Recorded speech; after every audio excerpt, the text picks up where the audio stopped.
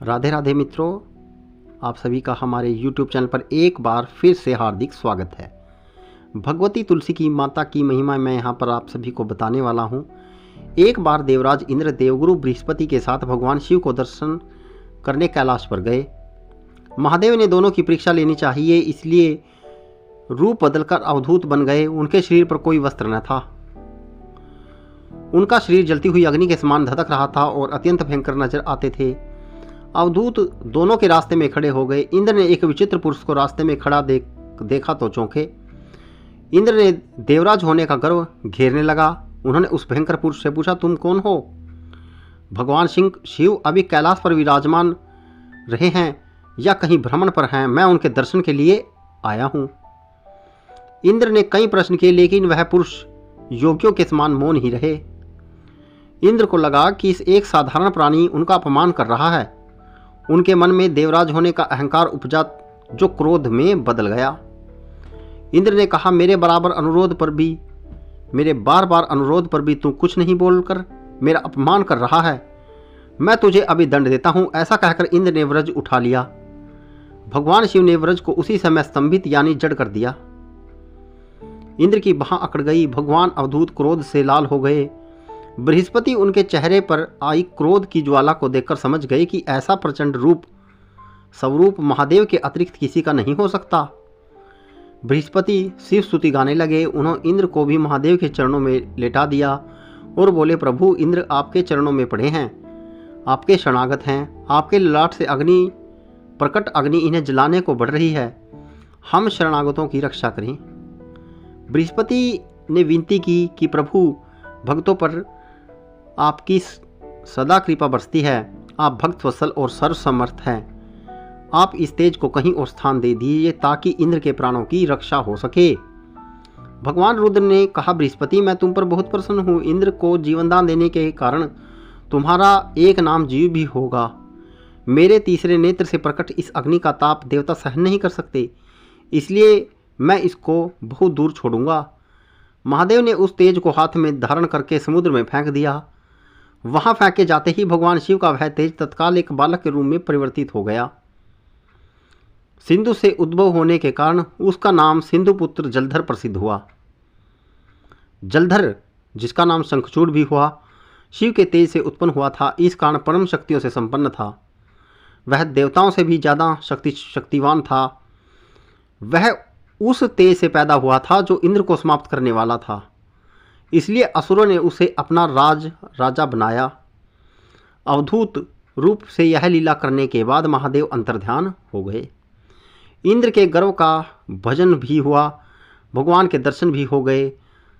तुलसी से जुड़ी एक कथा बहुत प्रचलित है। श्रीमद् देवी भागवत महापुराण में इसमें अवतरण की दिव्य लीला कथा भी बनाई गई है। एक बार शिव ने अपने तेज को समुद्र में फेंक दिया था। उससे एक महातेजस्वी बालक ने जन्म लिया। वह बालक आगे चलकर जालंधर के नाम से पराक्रमी दैत्य राजा बना। इसकी राजधानी का नाम जालंधर नगरी था। दैत्यराज कालनेमी की कन्या वृद्धा का विवाह जालंधर से हुआ। जालंधर महाराक्षस था। अपनी सत्ता के मद में चूर उसे माता लक्ष्मी को पाने की कामना से युद्ध किया, परंतु समुद्र से ही उत्पन्न होने के कारण माता लक्ष्मी ने उसे अपने भाई के रूप में स्वीकार किया। वहां से पराजित होकर वह देवी पार्वती को पाने की लालसा में कैलाश पर्वत पर पक गया। भगवान देवादिदेव शिव का ही रूप धर कर माता पार्वती के समीप गया, परंतु माँ ने उसे अपने योग बल से तुरंत पहचान लिया और वहां से अंतर्ध्यान हो गई। देवी पार्वती ने क्रुद्ध होकर सारा वृत्तांत भगवान शिव विष्णु को सुनाया।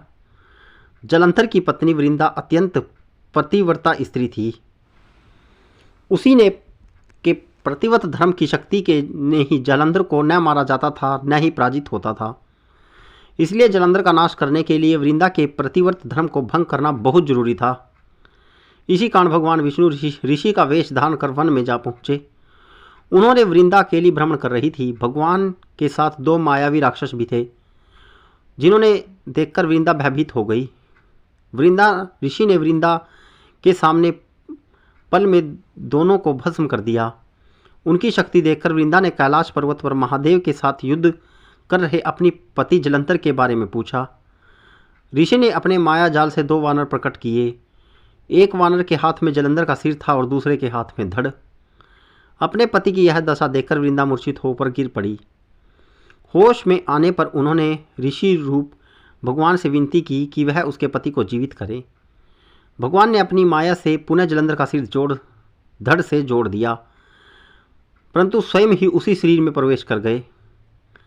वृंदा को इस छल का जरा भी आभास न हुआ। जलंधर भरे भगवान के साथ वृंदा प्रतिव्रता का व्यवहार करने लगी, जिससे उसका सतीत्व भंग हो गया। ऐसा होते ही वृंदा का पति जलंधर युद्ध में हार गया। इस सारी लीला का जब वृंदा को पता चला तो उन्होंने क्रुद्ध होकर भगवान विष्णु को शिला होने का शाप दे दिया और स्वयं सती हो गई। जहाँ वृंदा भस्म हुई वहाँ तुलसी का पौधा उगा। भगवान विष्णु ने वृंदा से कहा, हे वृंदा, तुम अपने सतीत्व के कारण मुझे लक्ष्मी से भी अधिक प्रिय हो गई हो। अब तुम तुलसी के रूप में सदा मेरे साथ रहोगी। जो मनुष्य भी मेरे शालिग्राम रूप के साथ तुलसी का विवाह करेगा उसे इस लोक और परलोक में विपुल यश प्राप्त होगा। जिस घर में तुलसी होती है वहाँ यम के दूत भी असमय नहीं जा सकते। गंगा व नर्मदा के जल में स्नान और तुलसी का पूजन बराबर माना जाता है। चाहे मनुष्य कितना भी पापी क्यों ना हो, मृत्यु के समय जिस प्राण मंजरी सहित तुलसी और गंगा जल मुख में रखकर निकल जाते हैं वह पापों से मुक्त होकर वैकुंठ धाम को प्राप्त होता है। जो मनुष्य तुलसी व आंवले की छाया में अपने पितरों का श्राद्ध करता है उसके पितर मोक्ष को प्राप्त हो जाते हैं। उसी दैत्य जलंधर की यह भूमि जलधर नाम से विख्यात है। सती वृंदा का मंदिर मोहल्ला कोट किशनचंद में स्थित है। कहते हैं इस स्थान पर एक प्राचीन गुफा है जो सीधी हरिद्वार तक जाती थी। मित्रों, यह माता तुलसी की कथा है कि माता तुलसी का जन्म किस प्रकार से हुआ था और भगवान श्री हरि विष्णु की महिमा भी इसमें बखान की गई है। मित्रों, यदि इसमें कोई त्रुटि रही हो तो उसके लिए मैं क्षमा प्रार्थी हूँ। इस प्रकार की धार्मिक कथाओं के लिए हमारे YouTube चैनल को सब्सक्राइब करना ना